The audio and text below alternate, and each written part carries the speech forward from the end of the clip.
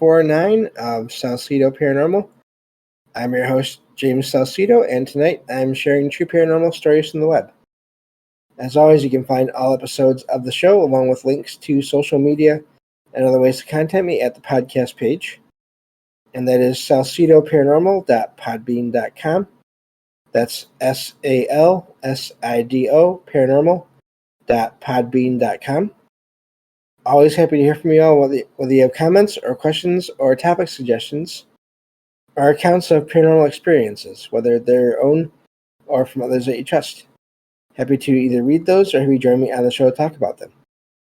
Thank you all for listening, whether you are here for the live streams on Discord or if you listen to the podcast or YouTube feeds or on the Troubled Minds Radio Network, KUAP Digital Broadcasting. There you can hear replays of 2 episodes of my show every night at 6 p.m. Pacific, 9 p.m. Eastern, right before Troubled Minds Radio comes on. And as always, I want to thank Michael Strange, host of Troubled Minds Radio, for having me on the network and putting all my shows up there.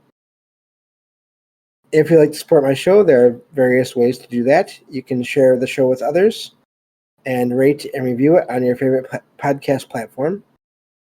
You can find books I've written over on Amazon, paranormal fiction and nonfiction, including the first ever podcast-associated book I wrote. Odd way of saying that. Words are difficult and hard. Salsido Paranormal Experiences, and that has material that I've shared in the show before, along with most of my experiences as well in that book. You can also sign up excuse me, for the Patreon page, where you'll get 1 extra episode of the show every week, whenever possible. Or you can just make one-time donations through PayPal. Support is never expected, but always appreciated, as there are expenses in making these shows, from equipment to research materials to travel expenses in some cases. So that takes care of all of the usual introduction material there, and now we can get on to the true stories. So let me get back to the file here and go from there. This one says, this happened about 10 years ago when I was around 15 years old. I was waiting in front of a classroom at school for my music teacher to arrive. While looking out of an old window from the 3rd floor, I saw something unusual on a small rooftop below that window. The creature resembled Gollum from Lord of the Rings, with gray, brownish skin, small, like a 3-year-old child, but very thin. Crouching, it had one hand on the ground and appeared to be searching for something on the roof. I felt that the creature seemed intelligent, like a human. I didn't think it was evil. It was as if it was looking for someone or something. I stared at the creature for about 3 seconds before it moved out of sight. No one else seemed to notice the creature, and I didn't mention it to anyone. But the memory remains vivid and strange. And I would love to know, that's where that ends. I would love to know where this was at. And just other details, of course. That's the downside to using this online material, is that you get what you get. There's no easy way to get more information. But that sounds almost like some kind of a alien-like creature, but also, again, as I always say, alien just means unfamiliar, unknown to us. So I don't know what that was, but I wonder where it went, and again, if anyone else saw it, if it was in a school property.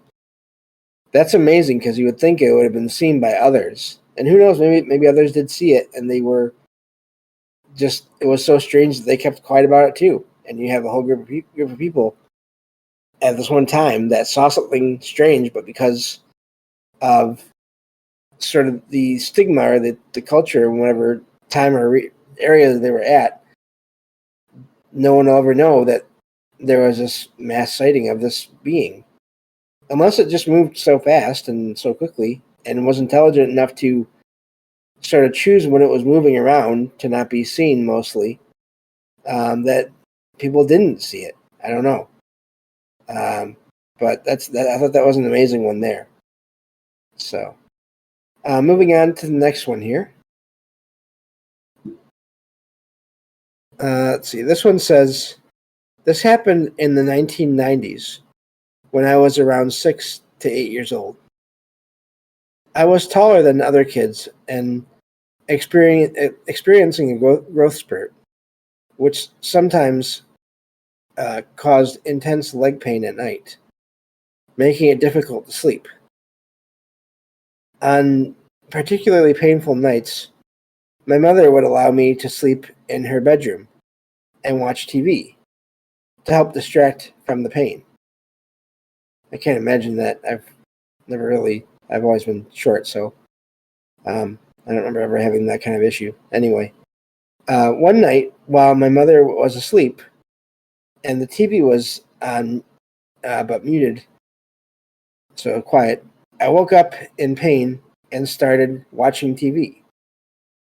After a few minutes, I heard a humming, vibrating sound that grew louder. A large, floating ball of light, about the size of an inflatable beach ball, or a little bit smaller, entered the room through the door. The ball of light emitted a humming sound and displayed multicolored lights, similar to light shining through a crystal. The light orb moved parallel to the bed, hovering and bobbing slowly. Then it stopped by the nightstand. I was terrified and paralyzed with fear, wondering if the orb might be observing me. After a few seconds, the ball of light left the room the same way it had entered, with the sound fading as it moved away. What the heck did I see that night? And that's where that one ends. That one is really amazing. And only in the last year or so, I've noticed a few accounts here and there where people see these lights. They'll see lights or orbs, whether it's the same color, it stays the same color or not, where these are also making sounds. I feel like overall that's a newer thing to me. I've heard of orbs and lights for a long time now. But this is not the first account I've found online or that I've shared on this show of lights, not necessarily, didn't appear to be craft of any kind, but just lights, different sizes and shapes of lights that also seem to give off sound. And I wonder how that works. I have no idea. But that is amazing that is something that's sort of, I don't know if you'd call it like a subclass or subcategory of orbs or what that would be considered. It sounds like it went through the door, if I'm reading that correctly. But I mean, depending on the vibration and all those things and just any number of variables, even if it was something that was an object that was giving off the light and you just couldn't see the object, depending on the technology or the advanced stage of whatever it was, that doesn't mean it couldn't have passed through the door. So I don't know. That one to me is a really wild one. And it's, again, I feel like I've only come across a couple of accounts like that. But I wonder if we're going to start finding more of these as time goes on. And I always wonder too, do these patterns, do they develop because more people are noticing them and putting these reports online and sharing them with others, or do these things are there trends, I guess you could call it, or just clusters of events that happen that are similar over time that start and then stop? I have no idea, but that's what this account makes me wonder with a few other accounts I've read that are sort of similar. And I have no idea with that, but that's really amazing. I'm sorry that the event was frightening to the writer there, but yeah, I wonder about that as well. So, yeah, I think that's all I can think of for now. I might have to look into that, see if there's a way to find out if there's more to that than I'm aware of. That seems like a good side project to look into at some point. So, moving moving on to the next story here. Let's see. This one says, I recently moved into a new house. The day before closing, my girlfriend and I and a friend were organizing things in the house. We heard a door screech upstairs, which briefly startled us, but we attributed it to the house's age and possibly the air conditioning. The house was built in 1917. On the day of the move, everything went smoothly with no issues. That night, my girlfriend and I fell asleep watching TV downstairs around 1:30 a.m. Planning to make the bed upstairs with the bedding that was still in the dryer.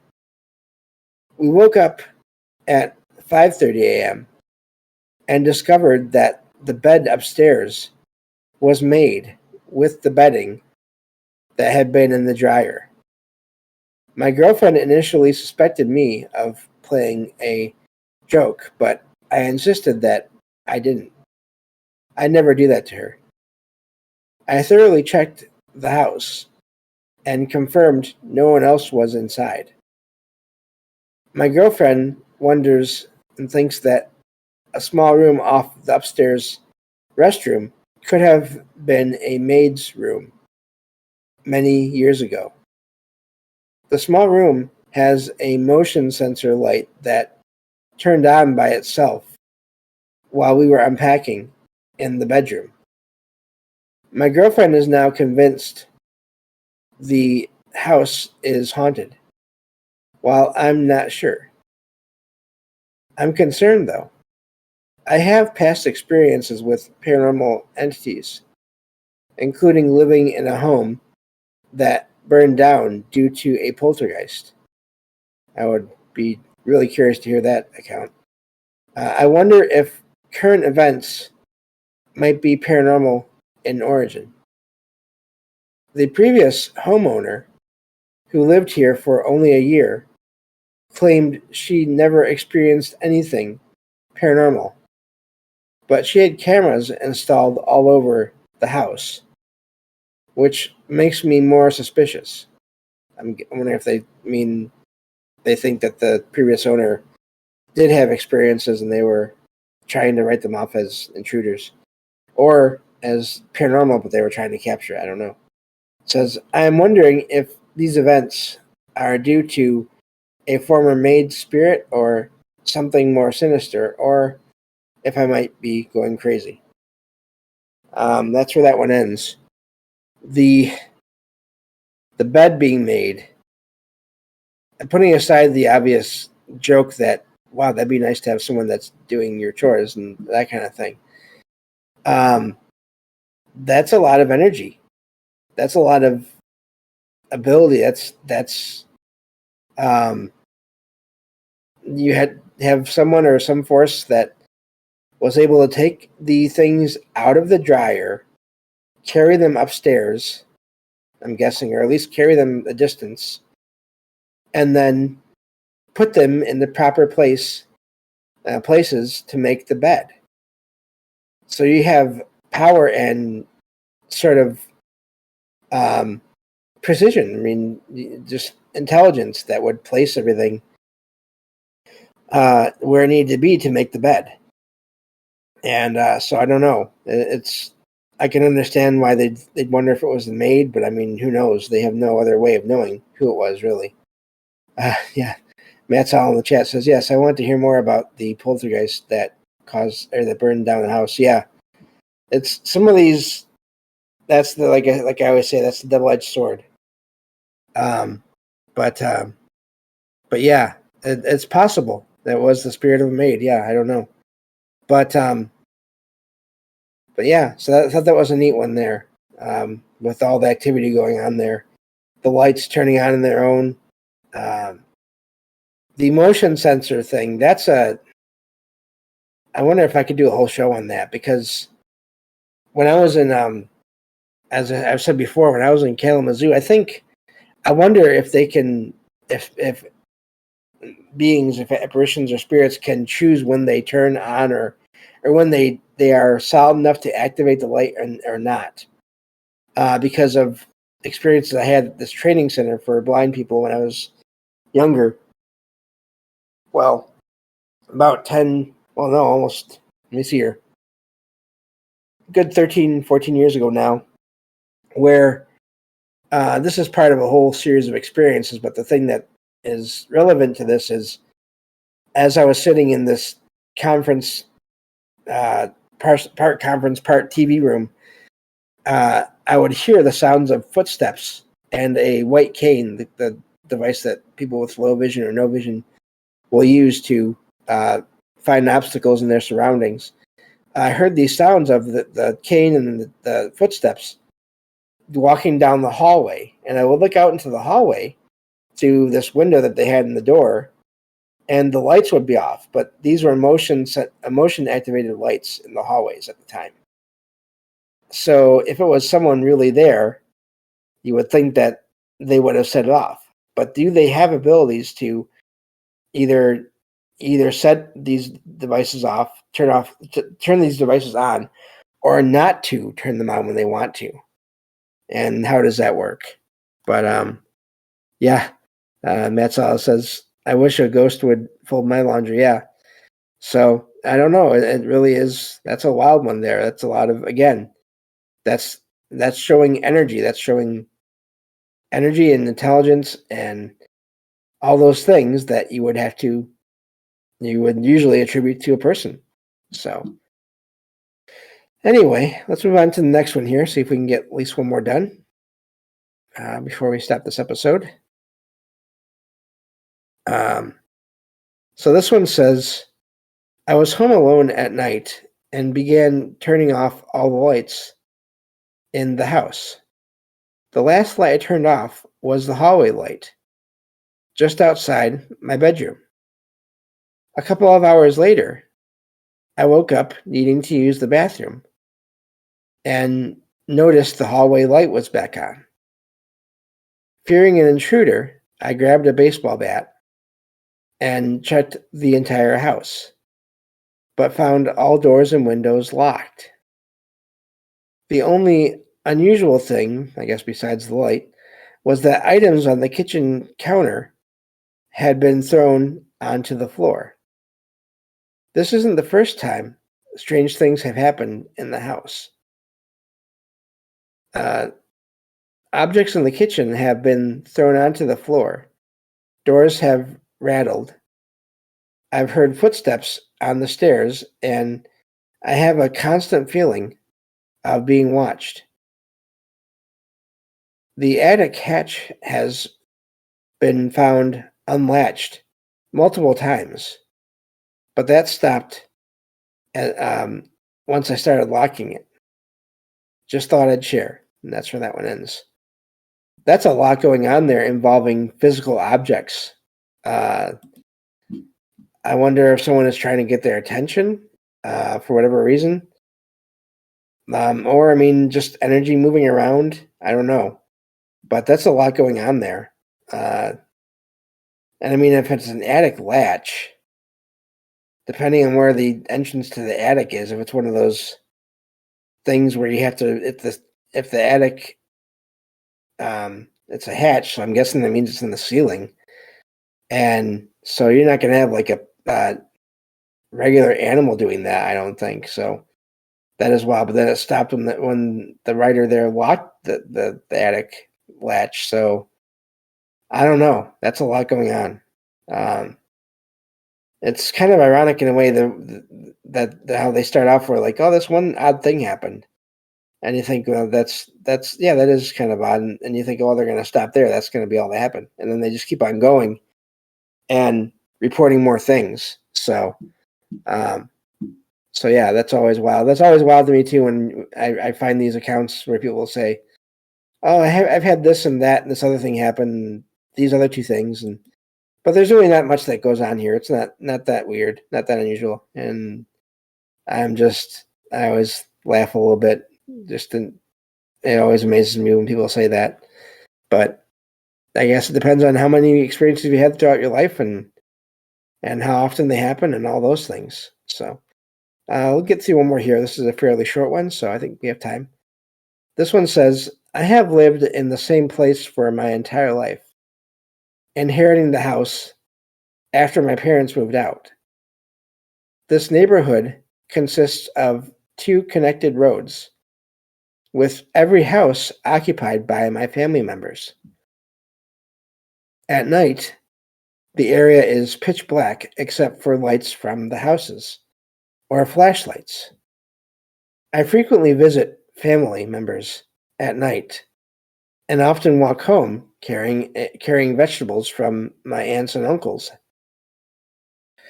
During these nighttime walks, I sometimes see people walking on the road just out of reach of house lights or the edge of my flashlight.